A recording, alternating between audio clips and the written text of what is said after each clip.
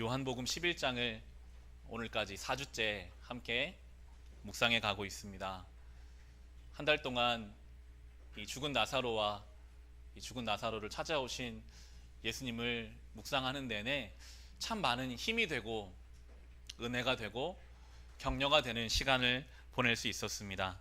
오늘 이 11장을 이제 마무리하면서 우리가 이 말씀만 제대로 붙잡고 살아도 우리는 많은 것을 보는 눈이 믿음으로 달라지게 될 것입니다. 이 말씀만 우리가 붙잡고 살아도 우리는 많은 것을 소망하며 예수님을 통해서 우리 안에 샘솟는 소망을 경험하며 살아가게 될 것입니다. 가장 먼저 우리가 기억해야 할 것은 주님의 계획과 주님의 때가 때로 우리의 계획, 우리의 때와는 다를 수 있다는 것입니다. 우리가 아무리 길을 계획한다 할지라도 우리의 발걸음을 인도하시는 분은 여호와 하나님이시라고 성경은 명확하게 우리에게 말씀하십니다. 그것은 우리에게 무계획으로 살라는 말은 아닙니다. 우리가 성실하게 우리의 삶을 살아가더라도 때로 더 큰 하나님의 계획과 뜻이 있음을 믿고 내 뜻대로 되지 않는다고 해서 낙심하고 낭망하기보다 그래, 하나님이 이걸 통해서도 뭔가 이루시겠지, 우리 하나님 살아계시니까 내 생각과 다른 그러나 더 놀라운 주님의 뜻이 있음을 믿고 기다릴 수 있다면 우리는 참 소망을 가지고 평안함을 가지고 살아갈 수 있을 것입니다. 나사로가 죽어갈 때 나사로와 나사로의 누이들은 예수님을 기다렸습니다. 예수님께 와주시기를 요청도 했습니다. 주님 좀 와주세요. 우리 오라버니가 아픕니다. 예수님은 이틀을 더 유하셨죠. 가지 않으셨어요. 나사로가 죽고 나서야 예수님이 오셨습니다. 우리 생각에는 빨리 오셔야 할 것만 같은데 주님이 오시지 않은 것만 같이 느껴지는 그때, 그런데 주님께서는 그 나사로의 죽음을 통해서 이루실 일들이 있었고 나사로의 죽음과 부활을 통해 하나님의 영광이 드러나기를 계획하고 계셨습니다. 바라기는 이것이 그저 성경 속에 있는 나사로의 이야기, 그건 나사로의 이야기니까 그 이야기와 나의 삶을 분리하지 않게 되기를 간절히 소망합니다. 우리 삶이 똑같아요. 내가 원하는 것, 내가 바라는 바가 당장 이루어지지 않아도 그래도 우리 주님은 지금도 나를 향해 오고 계시지. 설령 나사로처럼 내가 죽어서 4일이 지나도 주님이 원하시면 나를 살려내시는 분이시지, 그 소망을 품고 우리가 살아갈 수 있게 되기를 간절히 소망합니다. 죽은 나사로의 무덤에 부활이고 생명이신 예수님이 찾아오셨습니다. 나사로와 예수님 사이에 돌이 지금 막고 있습니다. 예수님이 돌을 치우라라고 명하시죠. 우리와 주님 사이를 가로막고 있는 돌들이 때로 있습니다. 그 돌을 치워내야 합니다. 우리를 살릴 수 있는 유일한 것은 주님의 말씀인데 그 말씀이 우리에게 들리지 못하도록 막고 있는 어떤 것이 있다면 그것을 치워내야 합니다. 그때 우리는 생명을 경험할 수 있습니다. 지난주에 나누었던 그 돌 가운데 하나는 현대를 살아가는 우리가 경험하는 분주함이었습니다. 여러분, 한 주를 어떻게 보내셨나요? 아이고, 벌써 주일이네. 한 주가 너무나 분주하게 지나가서 우리가 시간을 내어 말씀 보기도 어렵고 시간을 내어 기도한다는 것은 더 어렵고 하나님을 생각하기 어려울 정도로 분주한 삶을 우리가 살고 있지는 않습니까? 그러나 우리가 하나님의 질서 가운데 살려면, 예수의 부활과 생명을 경험하며 살려면 분주함이라는 돌을 치워내고 주의 말씀에 귀를 기울이는 시간이 반드시 필요합니다. 저희 교회가 6시에 새벽 예배를 드리거든요. 분주함을 치울 수 있는 방법이 그 하나가 있더라고요. 잠을 조금 줄이고 그 아침 시간을 이용하는 것. 그때에 나와서 주님 앞에 기도하는 그 시간이 참 귀하고 말씀을 나눌 수 있는 그 시간들이 우리에게 질서를 주는, 주의 음성을 들을 수 있는 시간이 될 수 있습니다. 개인적으로 시간과 장소를 정하는 것이 분주함을 이기는 방법입니다. 나는 새벽은 좀 어려우니 나는 그러면 수요일에 예배에 가야겠다. 나는 교회 공예배는 어려우니 내가 출퇴근 시간을 이용해서라도 찬송을 듣고 말씀을 들어야겠다. 내가 할 수 있는 방법, 내가 할 수 있는 범위 안에서 시간과 장소를 정하여 나의 분주함의 도를 치워내고 주의 음성을 사모하는 마음이 있을 때 우리에게 들려오는 주님의 말씀이 우리 영혼을 소생케 하는 것을 우리는 경험하게 될 것입니다. 주님이 죽은 나사로를 향해 부르시죠. 큰 소리로 부르셨습니다. 나사로야, 나오너라. 놀랍게도 죽음의 자리에 있던 그 나사로가 예수님 말씀을 듣자 생명으로 나아오게 되었고, 나사로를 칭칭 동여매고 있던 천들을 예수님이 풀어주어라 라고 말씀하십니다. 때로 우리는 죽음의 자리에서 무엇인가에 칭칭 감긴 것처럼 살아갈 때가 있습니다. 답답해요. 답답함을 느끼면서 어떠한 우울함이나 염려나 좌절이나 상처나 우리를 온전하지 못하게 하는 어떠한 것들이 마치 죽은 나사로를 동여매고 있는 천과 같이 우리를 감싸고 있을 때가 있습니다. 바라기는 그런 우리에게 주의 음성이 들려와서 주님이 주시는 참 자유를 경험할 수 있으시기를 주님의 이름으로 축원합니다. 교회를 위해 기도할 때 저는 날마다 말씀 위에 서는 교회 되기를 기도합니다. 우리의 인생이 주님의 말씀이라는 그 반석 위에 세워져 갈 때에만 우리는 안전할 수 있고 자유를 경험할 수 있기 때문입니다. 여러분은 요즘 붙잡고 사시는 말씀이 있으십니까? 나의 심령을 살아나게 하는 주님의 말씀. 저는 우리 교회가 성도들이 모이면 물론 일상의 이야기 나누어야 하겠지만 필수적으로 요즘 어떤 말씀을 묵상하고 있으세요? 나는 요즘 이 말씀이 참 나에게 의미가 있고 힘이 됩니다 라는 이야기들 할 수 있는 공동체가 되기를 저는 바라게 됩니다. 특별히 순모임이 그런 모임이 되어서 순모임에 모이셔서 최소한 오늘 주일 말씀을 나누시고, 내가 이 말씀을 좀 이렇게 적용해 보고 싶습니다. 서로 간에 그렇게 영적인 상태들을 물어봐 줄 수 있어야 합니다. 저는 요즘 붙잡고 사는 말씀이 있는데, 얼마 전에 우리가 묵상했던 역대상 25장에 보면 성전 찬양대를 이렇게 쭉 설명하는 말씀이 나옵니다. 우리가 성경 통독을 하지 않으면 사실 그냥 넘어가기 쉬운 본문이거든요. 이름이 막 나와요. 288명이 성전 찬양대로 이렇게 지정받아서 그들이 12개로 나눠서 서로 이렇게 찬양하는 그런 내용이 있는데, 25장 7절을 제가 읽어드릴게요. 이들과 이들의 친족의 수는 모두 288명이다. 이들은 모두 주님을 찬양하는 법을 배운 능숙한 사람들이다. 주님께 찬양할 때 악기로 찬양하고 노래로 찬양하게 하셨거든요.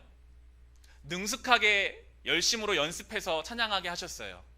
그런데 그 다음 구절이 이들이 제비를 뽑아서 책임 맡을 때에는 대가나 초보자나 스승이나 배우는 사람이나 구별을 두지 않았다. 288명이 다 잘할 수가 없잖아요. 제비를 뽑아서 찬양하는 순서를 정했는데 하나님께서는 대가, 엄청나게 잘하는 사람이나 초보자나 스승이나 배우는 사람이나 구별을 두지 않고 뽑으면 내가 지금 할 수 있는 실력대로 찬양을 하게 하셨어요. 이 말씀을 묵상하고 새벽에 나누는데 저에게는 참 많은 위로가 되고 은혜가 되더라고요. 목사로서 저는 초보입니다. 목사 안수 받은 지도 얼마 안 됐고요. 목회 경험도 정말 일천한, 설교를 준비하면서 여러 설교자들의 설교를 듣고 목회를 참 좋은 아이디어로 해가시는 목사님들을 뵐 때마다 저들은 참 대가이고 가르치는 사람이라면 나는 정말 초보이고 이제 막 배우는 단계인데 잘해야겠다는 마음들이 제 안에 있더라고요. 근데 하나님은 잘하라고 말씀은 안 하세요. 여러분, 잘하려고 하는 마음을 잘 들여다보면요, 자기 만족이 있습니다. 그리고 다른 사람들에게 좋게 보이고 싶은 마음이 있어요. 내가 좀 잘해서 다른 사람이 좀 알아줬으면 좋겠고 좀 세련된 목회자로. 그런데 하나님은 잘하는 것이 아니라 지금 내가 할 수 있는 그곳 그 자리에서 그 실력만큼, 그러나 성실하게 온전한 중심을 가지고 하기를 원하신다라는 이 말씀을 묵상하면서 그래, 내가 할 수 있는 만큼 사람을 기쁘게 하는 것이 아니라 하나님을 기쁘게 하는 목사로 살아야겠다. 저에게는 이것이 참 큰 복음이었습니다. 예수님이 이런 나를 선택하셨구나. 아무것도 아닌 나를, 사람을 기쁘게 하려고 살았던 나를 부르셔서 죽은 나사로와 같이 아무것도 모르고 있는데 말씀을 선포하셔서 너 그렇게 안 해도 된다. 생명의 자리로 나와라. 그 꽁꽁 싸매고 있는 천을 다 풀어줘서 자유롭게 하시는 그 예수 그리스도의 말씀이 저와 여러분에게 날마다 선포되어서 그 말씀의 은혜를 누리며 참 자유를 경험할 수 있으시기를 바랍니다. 이제 이 나사로의 죽음과 부활을 통해서 오늘 본문에서 많은 사람들이 예수님을 믿게 되었다라고 45절 말씀 보실까요? 마리아에게 왔다가 예수께서 하신 일을 본 유대 사람들 가운데서 많은 사람이 예수를 믿게 되었다. 믿을 수밖에 없죠. 분명히 장례식을 참여했는데, 죽은 것을 아는데, 무덤에까지 안치하는 것도 봤는데, 그 앞에서 울었는데 예수님이 오셔서 그 사람을 살려내시니 많은 사람들이 그 나사로를 보는 것만으로도 예수님을 믿게 되었습니다. 예수님 정말 살아계시는 분이시구나, 저분을 의지해야겠구나.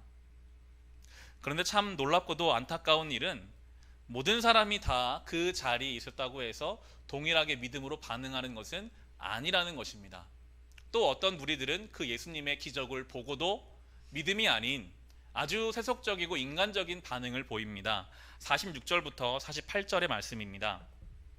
그러나로 시작하죠. 그러나 그 가운데 몇몇 사람은 바리새파 사람들에게 가서 예수가 하신 일을 그들에게 알렸다. 그래서 대제사장들과 바리새파 사람들은 공의회를 소집하여 말하였다. 이 사람이 표징을 많이 행하고 있으니 어떻게 하면 좋겠습니까? 이 사람을 그대로 두면 모두 그를 믿게 될 것이요, 그렇게 되면 로마 사람들이 와서 우리의 땅과 민족을 약탈할 것입니다. 예수님의 사역을 직접 봤고 그걸 전해 들어서 실제로 그런 일이 일어났다는 것을 알았는데도 그 주님 앞에 믿음으로 반응하지 못하고 지금 공의회를 소집합니다. 이 시대를 우리가 좀 이해를 해야 이해가 더 잘 되는데요, 로마가 강력하게 자리 잡고 있던 시대였습니다. 이미 이스라엘도 로마의 영향력 아래에 있었지만 로마는 이스라엘을 완전히 통치하지 않고 어느 정도 자치권을 주었습니다. 이 이스라엘, 로마로부터 자치권을 좀 받은 이스라엘을 운영해가는 기관이 바로 이 공의회, 산헤드린이라고 하는 공의회가 모든 일을 결정하고 집행하는 기관이었어요. 이스라엘은 신정 일치의 사회였기 때문에 제사장이나 바리새인, 우리로 말하면 성직자들이 대표로 돼서 법을 결정하고 집행하는 바로 이 공의회입니다. 이들은 말씀을 가르치는 사람이요, 하나님을 아는 사람들이고 심지어 예배를 주관하는 사람들인데도 이들에게는 하나님보다는 로마가 더 무섭고 로마가 더 신경 쓰이고 로마의 권세가 그들에게 더 많은 영향을 미치는 그런 사람들임을 이 본문이 우리에게 보여줍니다. 이들이 뭘 염려했냐면요, 예수라는 사람이 눈먼 자를 눈뜨게 하는 정도가 아니라 이제는 사람을 막 살려내면 이 예수를 중심으로 많은 이스라엘 사람들이 몰려들 것이고, 여러분 이스라엘 사람들은 절대로 순종적인 민족이 아니어서 반란을 많이 일으켰거든요. 그러면 그들이 예수를 중심으로 로마를 향해서 조금 반란의 기미를 보이면 로마 군대가 와서 이 이스라엘을 완전히 다 초토화시켜버리고 그나마 우리에게 있던 자치권까지 빼앗길까 하는 두려움이 그들을 사로잡고 있었습니다. 성직자들인데, 예배를 주관하는 사람들인데 하나님의 아들이 이 땅에 오셔 사역하는 것에는 관심이 없고, 어떻게 하면 저 로마로부터 우리가 안전할 수 있을까, 어떻게 하면 이것을 우리 가지고 유지할 수 있을까, 여기에만 매여 있는 그런 상황이었습니다. 그래서 지금 말하자면 어떻게 하면 좋겠습니까? 우리가 이 상황을 어떻게 타개하면 좋겠습니까? 그때의 가장 1인자였던 대제사장 가야바가 아주 세속적이고도 정치적인 이야기를 이제 합니다. 49절 50절입니다. 그 가운데 한 사람으로서 그 해의 대제사장인 가야바가 그들에게 말하였다. 당신들은 아무것도 모르고 한 사람이 백성을 위하여 죽어서 민족 전체가 망하지 않는 것이 당신들에게 유익하다는 것을 생각하지 못하고 있어. 아무도 차마 예수를 죽이자고는 말 못하고 있는데 대제사장 가야바가 말하죠. 왜 그렇게 우물쭈물하냐? 그냥 저 예수를 죽이면 우리 모두가 다 안전할 텐데 그러면 그가 우리를 위해 죽는 것이 아니냐라고 그의 입에서, 대제사장의 입에서, 예배를 주관하는 성직자의 입에서 예수를 죽이자라는 이야기가 나오고 있습니다. 로마로부터 위험을 당할 가능성이 있다면 당연히 예수를 죽여야 한다는 이 말이 성직자 대제사장 가야바의 입에서 나오고 있는 것입니다. 우리가 경계해야 할 모습입니다. 겉으로는 경건해요. 대제사장이기 때문에 모든 예배를 다 주관하고 참여했을 겁니다. 입은 옷도 거룩한 옷을 입고 늘 성전에서 있지만 실제로 그의 영혼에 들어가 보면 믿음이 전혀 없어요. 그저 저 로마로부터 어떻게 내가 가진 것을 유지할까? 이걸 유지하기 위해선 사람 죽이는 것도 아무렇지도 않고 늘 그것에 매여 있는 이 가야바의 모습이 우리의 모습이 되지 않아야 합니다. 신앙과 삶이 분리되기 시작하면 이러한 모습, 예수님의 반대편에 선 예수님의 적대자가 될 수밖에 없습니다. 이곳에서 우리가 아무리 예배를 거룩하게 드려도 막상 우리의 삶의 현장에 가서 조금이라도 내 이익을 침해하는 것 같은 사람이 있으면 그 사람을 어떤 수를 써서라도 공격하고 쳐내려고만 한다면, 내가 이곳에서 주님을 예배하는 입술로 또 다른 누군가를 끊임없이 저주하고 비난하고 비판하고 은혜를 전혀 모르는 사람처럼 행동하고 결정한다면 우리의 모습이 가야바와 다를 것이 없고 예수님의 반대편에 선 사람으로 살 수도 있음을 우리는 이 가야바의 모습을 통해서 생각해야 하겠습니다. 그런데도 하나님의 섭리는 참 놀랍습니다. 이 요한복음의 요한은 이 가야바의 말을 이렇게 해석하고 있거든요. 51절과 52절을 보시면 이 말은 가야바가 자기 생각으로 한 것이 아니라 그 해의 대제사장으로서 예수가 민족을 위하여 죽으실 것을 예언한 것이니 민족을 위할 뿐만 아니라 흩어져 있는 하나님의 자녀를 한데 모아서 하나가 되게 하기 위하여 죽으실 것을 예언한 것이다.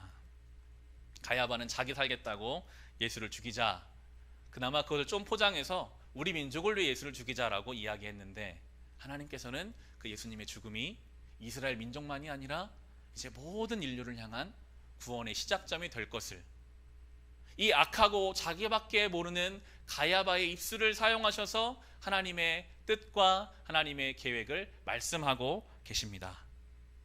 우리 하나님은 이렇게 놀랍게 일하시는 분이십니다. 악한 자들까지 사용하셔서 하나님의 역사가 이루어져 갑니다. 비뚤어지고 온전하지 못한 그것들까지 사용하셔서 하나님의 역사를 이루시는 분이 우리 하나님이십니다. 이 시대를 돌아보면 마치 이 때와 같이 정상적인 것이 없는 것 같은 시대를 우리는 살고 있어요. 유명 정치인이나 연예인들이 스스로 목숨을 끊는 일들이 많이 발생하고 있는 그런 뉴스를 접할 때마다 사망 권세가 이 땅에 득세하고 있는 것은 아닌가, 무엇이 올바른 것인지 알기 어려운 시대, 예수님이 이 땅에 오셔도 대제사장이 그 예수를 죽이려고 했던 그 시대와 지금의 시대가 크게 다를 바 없는 것 같은, 그런데도 우리에게 소망이 있는 것은 주님은 그런 상황 속에서도 구부러지고 뒤틀린 것까지 사용하셔서 하나님의 역사를 이루시는 분이시라는 거예요. 요한은 지금 그렇게 쓰고 있어요. 그 악독한 대제사장 가야바 입술까지 사용하시는 하나님이시다. 지금 우리의 삶에 돌아봤을 때, 옆을 봤을 때 왜 이럴까, 왜 하나님은 살아계신데 이런 일이 있을까라고 생각이 드는 우리에게 하나님은 그것까지 사용하셔서 우리를 살리시는 분이시니 그 주를 바라보고 살아가라고 요한복음은 우리에게 말씀하고 있습니다. 결국에 이 영적인 지도자요, 이스라엘의 지도자였던 산헤드린 공의의 결론은 예수를 죽이자라는 것이었습니다. 53절 이렇게 나옵니다. 그들은 그 날로부터 예수를 죽이려고 모의하였다. 대놓고 예수를 이제 죽이기를 작정합니다. 그리고 이제 이 요한복음의 방향도 예수님의 십자가를 향해서 구체적으로 나아가기 시작합니다. 이제부터 마지막 장 21장까지는 예수님의 죽음을 향해 나아가게 되고, 다음 주 살펴볼 요한복음 12장에서 마리아가 예수님의 죽으심을 이제 준비하는 내용으로 이제 예수님의 죽으심을 향해 주님은 한 발 한 발 나아가게 되십니다. 6월절에 십자가에 달리시게 되는데, 우리 56절, 57절을 보시면 6월절에 사람들이 과연 예수님이 죽는 걸 알면서도 예루살렘에 올라올까라는 그런 의심을 하거든요. 56절에 보시면 그들은 예수를 찾다가 성전뜰에 서서 서로 말하였다.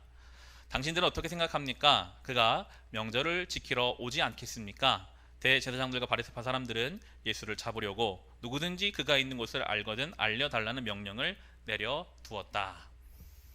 사람들에게 공공연하게 이제 예수라는 자가 오면 알려라, 잡아라. 우리로 말하면 지명수배가 떨어진 거나 마찬가지예요. 사람들이 서로 얘기하는 거예요. 과연 이런 분위기인데도 그분이 명절을 지키러 올라오실까? 올라오면 잡힐 텐데, 올라오면 죽을 텐데, 과연 그분이 올라오실까? 사람들이 그렇게 서로 이야기할 정도로 예수님에 대한 위기의 때였습니다. 그런데도 예수님은 결국 예루살렘으로 올라가십니다. 죽음을 향해서 한 발 한 발 나아가십니다. 왜냐하면 예수님의 죽으심이 생명이 되기 때문입니다. 죽음이 생명이 돼요. 예수님이 십자가에서 죽으셔야 예수님의 부활이 있고 그 부활을 통해 우리에게까지 생명이 전해집니다. 때로는요, 죽어야 사는 것이 있습니다. 우리에게는 이해가 되지 않지만 죽어야만 살아나는 것이 있어요. 나사로 사건이 그걸 잘 보여줍니다. 나사로가 죽었잖아요. 죽어서 무덤에 묻혔는데도 그 나사로의 죽음은 결국 무덤 안에서 다시 부활이 됐고, 나사로의 죽음으로 인해 생명을 얻는 사람들이 생겨나게 됩니다. 죽음의 상징인 무덤에서 생명이 시작되는 것, 그것은 우리에게도 그대로 적용됩니다. 여러분, 우리 안에 때로는 죽어야만 경험되는 생명들이 있습니다. 왜 내가 예수를 믿고 살아가는데 마치 죽는 것과 같은 어둠의 터널을 지나야만 하는가? 어쩌면 그 터널을 지나야만 우리에게 생겨나는 생명이 있기 때문에 주님은 우리를 그 터널 속으로 밀어넣고 계시는지도 모르겠습니다. 우리의 삶에 주와 함께 죽어져서 경험되는 부활의 생명을 우리가 경험해 가시기를 바랍니다. 말씀을 이제 마칩니다. 새벽마다 역대하 말씀을 좀 묵상해 가고 있습니다. 역대 상하를 여러분이 묵상하실 때 우리는 이 역대 상하의 수신자를 생각해야 합니다. 역대 상하는 이스라엘 백성들이 완전히 하나님 앞에 죄로 인해 망하고 70년 동안 포로 생활을 한 다음에 다 무너진 이스라엘로 돌아온 사람들, 돌아온 귀한 자들에게 주셨던 말씀이 이 역대 상하의 말씀이었어요. 아무것도 없어서 어떻게 다시 시작할지 모르는 그들에게 어떻게 하는 것이 신앙이다, 무너진 신앙 어떻게 세워야 한다라고 말씀해 주시는 것이, 그런 관점으로 써진 이스라엘의 역사가 역대기인데요. 이 역대하에 나오는 의로운 왕들의 공통점이 몇 가지 있습니다. 우리 역대하 14장을 한번 찾아보실까요? 구약 602페이지입니다. 역대하 14장입니다.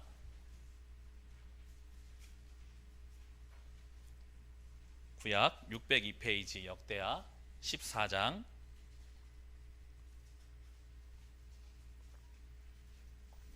대표적인 의로운 왕인 아사 왕이 나옵니다. 14장 2절부터 6절까지에 보면, 아사는 주 그의 하나님이 보시기에 좋은 일, 올바른 일을 하였다. 이방 제단과 산당을 없애고 석상을 깨뜨리고 아세라 목상을 부수었다. 그는 또 유다 백성에게 명령을 내려서 주 조상들의 하나님의 뜻을 찾고 하나님의 율법과 명령을 실천하게 하였으며, 또 유다의 모든 성읍에서 산당과 태양상을 없애버렸다. 그의 통치 아래 나라는 조용하였다.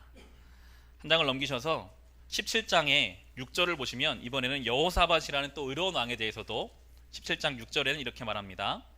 그는 오직 주님께서 지시하신 대로 살기로 다짐하고 유다에서 산당과 아세라 목상을 없애버렸다. 공통점이 있다면 무엇입니까? 없애야 할 것을 없애는 것이에요. 당연하다고 생각했던 것들, 늘 나의 삶 한쪽에 있었던 것들이지만 그것이 하나님 앞에 죽어져야 하는 것이라면, 하나님 앞에 없애야 하는 것이라면 믿음으로 그것을 없앨 때 하나님이 그의 통치와 그의 나라 가운데 놀라운 은혜를 주시는 것을 이 역대하가 우리에게 보여주고 있습니다. 우리 안에 정말로 주님 앞에서 죽어져야 할 부분들이 있다면 하나님께 의지함으로 그 부분을 우리가 다 없애야 합니다.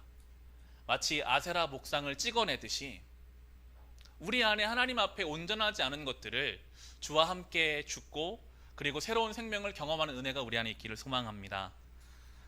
특별히 우리 이 현대를 살아가는 우리에게는 소유와 소비에 대한 욕망이 있습니다. 더 많이 갖고 싶고 그리고 쓰고 싶은 마음들이 우리의 삶에 마치 아세라 목상처럼 자라납니다. 그리고 또 한편으로는 여러 가지 우울함과 허무함, 다른 사람들과의 비교와 다른 사람들의 시선, 그것이 어떤 것이든 우리가 주님 앞에 나오는 그 시간마다 그것들을 주의 은혜로 다 없애가면서 주와 함께 죽고 주와 함께 사는 이 놀라운 생명의 신비를 경험해 가시기를 바랍니다. 예수를 죽이려고 했던 이들까지 사용하셔서 영원한 생명을 만드신 주님께서 오늘도 우리와 함께 계십니다. 그분과 함께 죽고 그분과 함께 사는 이 생명의 신비를 경험하며 이 한 주를 살아갈 수 있으시기를 주님의 이름으로 축원합니다.